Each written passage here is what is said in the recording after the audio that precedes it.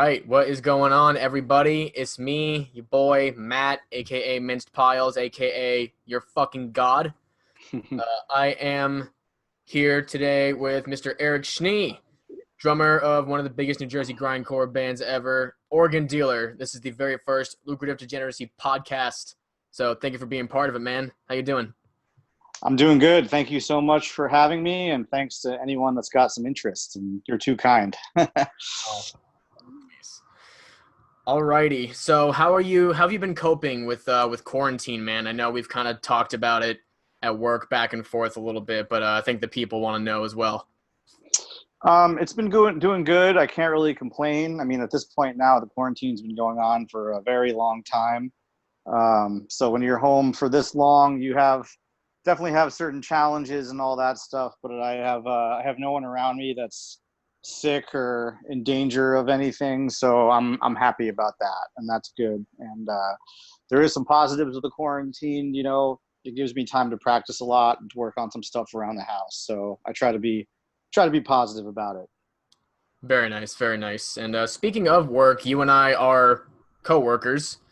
You teach drums at a local music school that I am actually the receptionist at. So how did you get into teaching? Yeah, that's true. I've always been a big fan of learning. I've always been into practicing. I've always been like not someone that would rest on my laurels in terms of drumming. Mm-hmm. So I wanted to do it as a job because I wanted to try to maybe give back to some people and try to inspire people that would be interested in learning. That's awesome, man. That's awesome. I've got a little bit ahead of myself, though, so let's start back from the beginning. How did you actually get into playing the drums? I started playing drums when I was 12 years old. And before that, I played guitar for a few years. And I really liked guitar, but I felt that drums came more naturally to me. I wasn't great at really reading notes on guitar. So I made the switch when I was 12, and my parents were super cool. They got me a white Tama Rockstar kit, and they were always really supportive because I wanted to be like Lars Ulrich at the time. And yeah, that's pretty much how I got into it. Awesome, man. How did Organ Dealer get its start? So the band started in 2013 in the spring.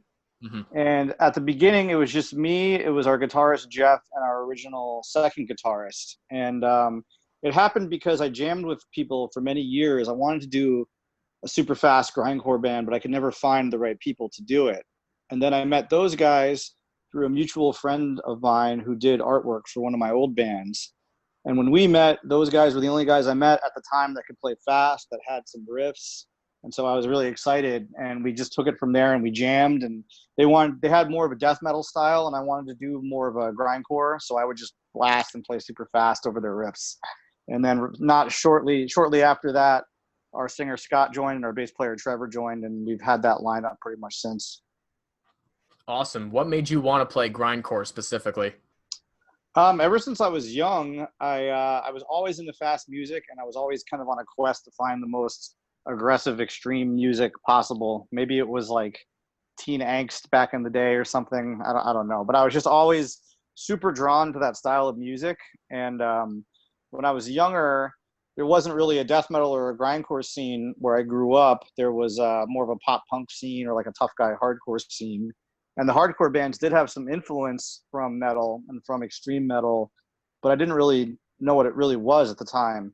There was the thrash bands, and I was really into the big thrash bands like Sepultura and Metallica and Slayer and Pantera and those bands. But at the time, I just couldn't even wrap my head around what they were doing because it was like so crazy and fast to me. When I eventually found grindcore, it blew my mind because I felt like it was what I was always looking for, and it was just like so over the top and extreme. Especially the drumming was super extreme, and I thought of it as like a really good challenge to try and get into that. And then I would say the band that really got me into grindcore was probably Discordance Axis, who are also from New Jersey. Oh, they're from New Jersey. Yep, from down the shore. So how did you guys come up with the name Organ Dealer?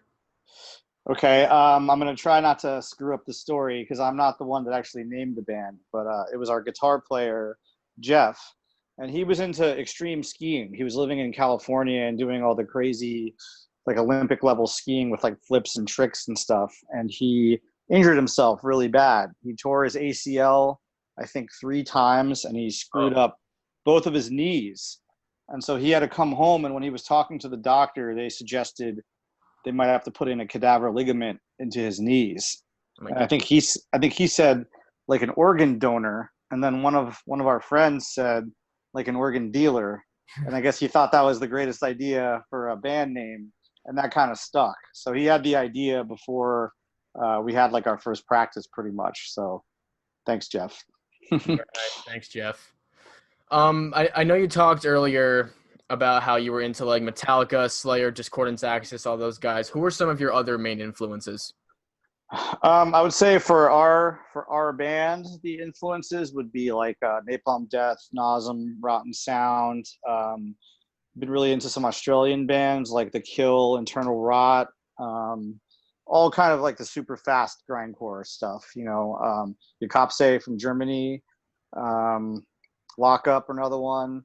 So bands of that sort. And we were also very influenced by bands that we played with over the years and bands we've toured with, which would be bands like Noisem, Department of Correction, Meth Leopard from Australia, and our good friends from Texas, Cognizant. We take influence from all those bands, but we try to do our own thing, you know. Very cool, very cool. So what actually is a typical songwriting process for you guys like? Like, do you normally try to come prepared with stuff ahead of time, or do you just kind of jam until something sounds cool? It's a little bit of both, actually. When we first started the band, it was more of a jamming process. And now, because everyone's pretty busy with jobs and stuff, we like to have something prepared. So we'll try to come into practice with like a guitar riff or a drum beat or even just an idea. And then we kind of use that as a basis and we kind of take it from there. So if it's a guitar riff, I'll work on the drums around it. Or if I have a drum beat, those guys will work on guitar and bass around it. And then usually the bass is, not the bass, the vocals is the last thing that we add. So it is a little bit of both, but recently, the last few years, it's been more trying to bring stuff in. All right, so speaking of vocals, like when it comes to the lyrical content, like what are your songs mostly about? Do you have a common theme, or is it more just about writing down whatever sounds good? I can't really answer that one because I'm not the person in the band who writes the lyrics. So you'd have to ask our singer Scott. But I know that he likes to write more about personal stuff, frustrations and things he sees in life, frustrations, fears, things like that, anxieties maybe, mostly personal stuff. When we started the band, we did have a bit of like a medical theme, but we kind of wore that out and got a little tired of it. All right, very cool. Are you guys signed to any label at all, or are you just like completely independent right now? We've done releases through a few different labels. So we've worked with Horror, Pain, Gore, Death. We worked with Haunted Hotel Records, and we've worked with Night Animal Records. But I would say that we are an independent band. We're not signed to a label. We have a new album that's in the works, and I think when that's eventually released, it's going to come out through another new label. I'm not exactly sure yet who it is, but we try to look for like-minded people that work for labels, people that have the similar view as we do towards music, people that are really good people to work for, to work with, and people that we feel will, you know, help us get more reach and try to take it to the next level. So yeah, we're pretty independent. Very nice, very nice. Let's talk about some of your live performances. I've only seen you guys once, and that was at the Clash Bar in Clifton, New Jersey. And I know you guys, I think last year it was when you played the Obscene Extreme Fest, one of the biggest underground metal festivals in the world. You know, like from playing locally, touring around the world, you know, being all over the country. What would you say is your favorite memory from playing live? Well, first of all, thanks so much for coming to that Clash Bar show. That was a really fun show, and rest in peace, Clash Bar. That was also actually the last show we played before all this quarantine stuff. We had a ton of stuff planned for right now, and it all got canceled, like with everyone else, you know. That's right. You guys are supposed to be on tour right now. Yeah, it was in like the end of May. It would have like just ended, but yeah, exactly. As far as playing live, we actually played Obscene Extreme in 2018, so it was already like 2 years ago, which is crazy. I really love playing live. It's probably my favorite thing that we do as a band, and I think for any band in general, it's a really good thing to do, to get out there and try to promote yourself. And you just get a lot better, and you learn a lot about yourself playing live and playing in all kinds of like insane situations, from playing on like some huge stage where everything is the sound's rumbling like you're in a hangar, to like playing in a dirty, disgusting basement where you're like setting up drums over spilled beer and like sweat and stuff like that, you know. So I think like it's not really a memory, but like adapting to all those things has been like really helpful, and getting out of the comfort zone.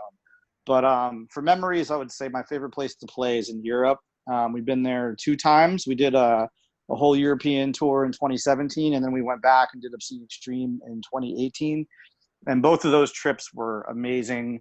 The people there were all amazing. The hospitality they do for bands is amazing.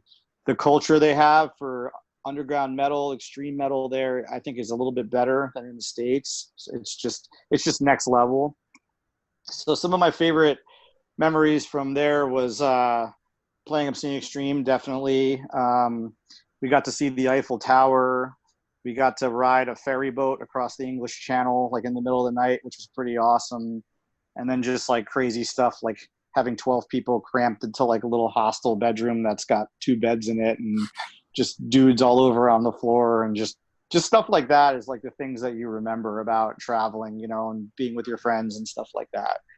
And I also really, another thing about touring is that touring kind of drops you off in some unexpected places on the tour, you know, and it puts you in places where you would probably never ever be otherwise, you know. So it was like, I like playing in really different kind of out there places for where we're from. Like we played in Wyoming, which was really cool, and we played in Wales in the UK, which was super cool. So all that stuff, I love all that stuff. Very nice, very nice.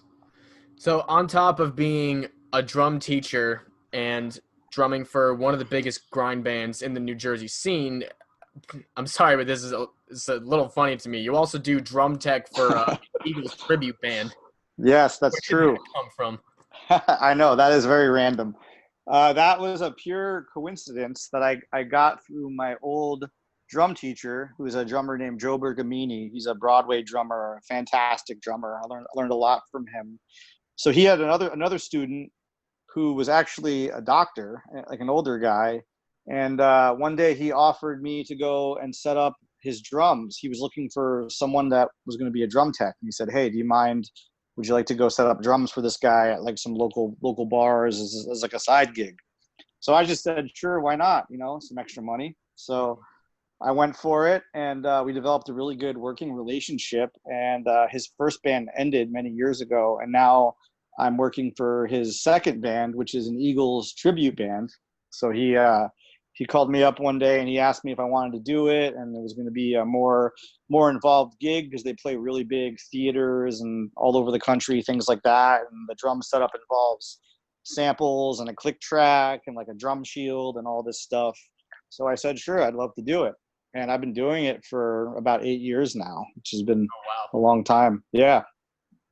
That's awesome, man. Yeah. We've been talking mainly about Organ Dealer for the most part, but you actually have another band called Retortion Terror. What can you tell us about that project? Yeah, Retortion Terror for me is more of like a project, kind of like a session, or like I'm a guest, I guess, a guest member. That band is actually from Japan. They're from Kyoto, Japan. They're a Japanese grindcore band, and that's another totally random thing from the Eagles. But the way that that happened also goes back to old friends. I'm friends with a guitar player named Takafumi Matsubara, who's kind of a legendary guitar player in Japan. And we actually had a band together about 10 years ago called Hayano Daisuki, which was a thrash band.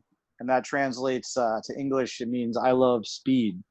And the other guys in that band was John Chang, the singer from Discord and Saxes, and Teddy Patterson, who was the bass player from Burnt by the Sun and Human Remains, who were like super legendary New Jersey bands.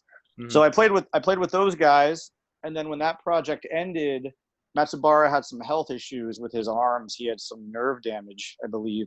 And then he did a full recovery. He recovered from that, and we always kept in touch because we were friends. And when he came back, he did a new grindcore project called Retortion Terror with an all Japanese lineup. And I think the drummer was actually a French guy living in Japan. But he kind of expanded the band, and he wanted to include guest members and friends he played with over the years.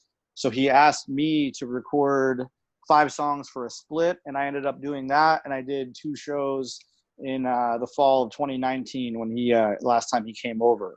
So we did that. It was a real honor to play with him, and this was the first time I got to do like a full-on blasting grindcore band with him. And there's a split coming out. The songs that I recorded, they will be out soon. It's going to be a 3-way split. I don't know exactly when, but take a look out for that. Amazing. So between Organ Dealer and Retortion Terror, if you had to leave one and stick with the other for the rest of your life, which would it be and why? That's a long time for both of those bands. Well, that's not fair to make me choose, but if I had to choose, I would say Organ Dealer, and that's only because Retortion Terror is just kind of a project. I'm not really like a full member of the band, so I'm not like 100% full member. But if Matsubara ever wants to do anything again, he should definitely call me. Awesome. So like with all of these things that you're doing, from, doing drum tech, playing in all these bands, touring around the world, teaching, what is your main goal as a musician and a human being in general? Oh man, that's a super, super hard question. I guess I would say as a musician personally would be, it's a never ending quest. Just try to get better at my craft, at what I do. And it's also important to me to try and maybe have something that people could identify with or relate to, even though the music is really extreme, and hopefully inspire some people. Maybe that be with playing drums or playing in a band or whatever craziness that I do. And as a person, try to be happy. I try to take on as many things as possible, try to be compassionate and caring of others. That's super important, especially in the times that we're in now, of course. Definitely. And just try to live life to the fullest and try to give back something. That's incredible, man. Absolutely incredible. All right, dude. Thanks so much for joining me today. Any last words before I let you go? Yeah, thanks so much for having me again. And thanks to anyone that might be listening or watching that's interested in what I do. That really means a ton, which is amazing. So thank you so much. Eric, thanks again for joining me today. Thanks, everybody, for watching and listening. From Lucrative Degeneracy Productions, I'm Minced Piles, and I'm your fucking god. See you at the next one. Take care. Cheers.